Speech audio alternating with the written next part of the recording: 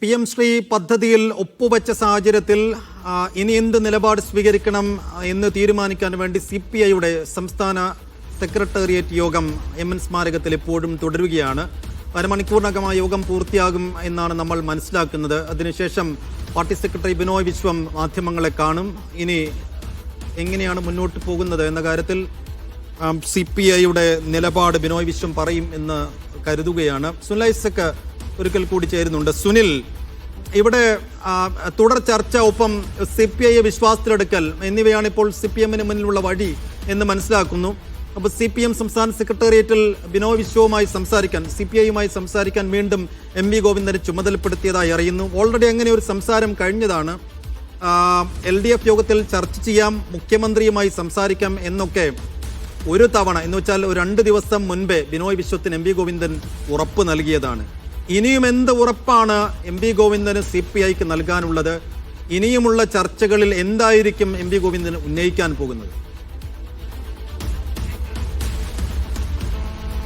ഇന്നത്തെ CPMന്റെ സംസ്ഥാന സെക്രട്ടേറിയറ്റിൽ ഉയർന്നു വന്ന പൊതുവായ വികാരം അതായിരുന്നു എന്നാണ് നമ്മൾ മനസ്സിലാക്കുന്നത്. അതായത് CPIയെ വെറുപ്പിക്കരുത്, CPIയെ കൂടി അനുഭാവത്തിലെടുത്തുകൊണ്ടുള്ള നടപടികൾ വേണം തുടർന്നു പോകാൻ. മാത്രമല്ല CPI കൂടി അറിയിക്കേണ്ടതായിരുന്നു. PMC അടക്കമുള്ള നിർണായകമായ ഒരു പദ്ധതിയിൽ ഒപ്പിടുന്നതിന് മുമ്പ് മുന്നണിയിൽ അത് ചർച്ച ചെയ്യേണ്ടതായിരുന്നു. മാത്രമല്ല മുന്നണിയിലോ മന്ത്രിസഭയിലോ ചർച്ച ചെയ്യാതെ തിടുക്കപ്പെട്ട് അത്തരത്തിലൊരു തീരുമാനത്തിലേക്ക് പോവേണ്ടിയിരുന്നില്ല എന്ന ഒരു പൊതുവികാരം ഇന്നത്തെ സംസ്ഥാന സെക്രട്ടേറിയറ്റിൽ സെക്രട്ടേറിയറ്റ് അംഗങ്ങൾ പങ്കുവച്ചിട്ടുണ്ട് എന്നാണ് വിവരം.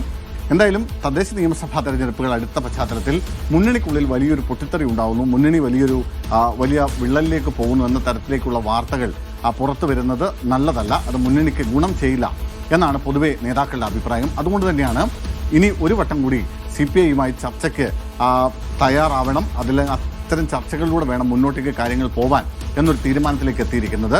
മാത്രമല്ല അത് ചർച്ച ചെയ്യാനുള്ള അത്തരം കാര്യങ്ങൾ പാർട്ടി സംസ്ഥാന സെക്രട്ടറി MV ഗോവിന്ദനെ സെക്രട്ടേറിയറ്റ് നിശ്ചയിക്കുകയും ചെയ്തിട്ടുണ്ട്. വേണ്ടി വന്നാൽ LDF കൺവീനർ കൂടി വിഷയത്തിൽ സംസാരിക്കും. അതിനും അപ്പുറത്തേക്ക് മുഖ്യമന്ത്രി തന്നെ CPIയുമായി സംസാരിക്കേണ്ട സാഹചര്യം ഉണ്ടാവുകയാണെങ്കിൽ സംസാരിക്കാം എന്ന തരത്തിലാണ് ഇന്നത്തെ ഇപ്പോൾ യോഗം അവസാനിച്ചിരിക്കുന്നത്.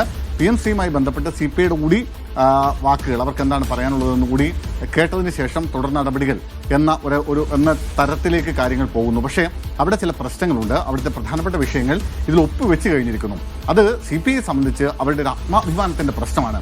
കാരണം അവരെ പൂർണ്ണമായും അവഗണിക്കുന്ന തരത്തിൽ, അവരെ വഞ്ചിക്കുന്ന തരത്തിലുള്ള തീരുമാനമാണ് ഉണ്ടായിരിക്കുന്നതെന്ന പൊതുവികാരം CPI നേതാക്കൾക്കുണ്ട്. അത് മന്ത്രിമാരടക്കമുള്ളവർ പരസ്യമായി ഇതിനോടകം പുറത്തു പറയുകയും ചെയ്തു കഴിഞ്ഞിട്ടുണ്ട്. അതുകൊണ്ട് തന്നെ ഈ തുടർന്നും ചർച്ച എന്ന തരത്തിലുള്ള CPM നേതൃത്വത്തിന്റെ നിലപാട്, അല്ലെങ്കിൽ ആ ഒരു കാര്യം CPIയുടെ സംസ്ഥാന സെക്രട്ടേറിയറ്റ് യോഗം അംഗീകരിക്കുമോ എന്നതാണ് കാത്തിരുന്ന് കാണേണ്ടത്.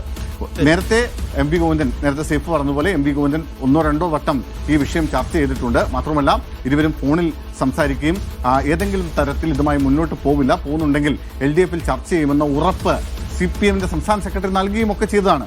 ആ ഉറപ്പ് ഇനി നടക്കാൻ പോകുന്ന ചർച്ചകളുടെ സ്വഭാവം എന്തായിരിക്കും? ഇനിയും എന്ത് ഉറപ്പാണ് MV ഗോവിന്ദന് CPIക്ക് നൽകാനുള്ളത് എന്നതാണ് ഏറ്റവും പ്രധാനപ്പെട്ട ചോദ്യം. സുനിൽ ഐസക്കാണ് വിശദാംശങ്ങൾ നൽകിയത്.